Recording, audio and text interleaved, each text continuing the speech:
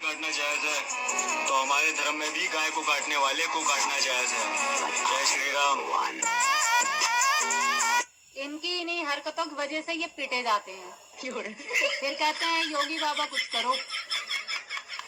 इनको डायलॉग मारने की ना इतनी आदत पड़ चुकी है कि ये अपने डायलॉग से ये नहीं देख रहे हैं ये क्या बोल रहे हैं। इनको ये भी नहीं पता ये इतने अच्छे अच्छे डायलॉग हर रोज नए लॉन्च करते हैं ये।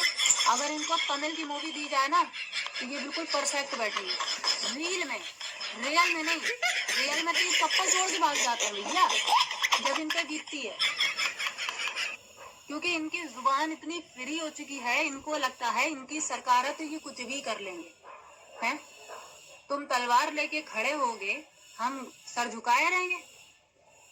हैं हमसे अच्छा काटना नहीं जानते हो भैया, हमसे अच्छा काटना जानते हो। हम बचपन से काटते चले आते हैं और ऐसा ऐसा काटते हैं और ऐसी ऐसी जगह काटेंगे ना जोड़ना छोड़ो चिल्ला मुश्किल पड़ जाएगा तुम्हें। तो ये डायलॉग मारना सोशल मीडिया पे बंद कर दो कुत्तों। किसी दिन इसी हरकतों की वजह से और भूले जाओगे। कुत्ता बना देगा कोई ना कोई, बता रही हूँ मैं। उधर जाओ वक्त रहे।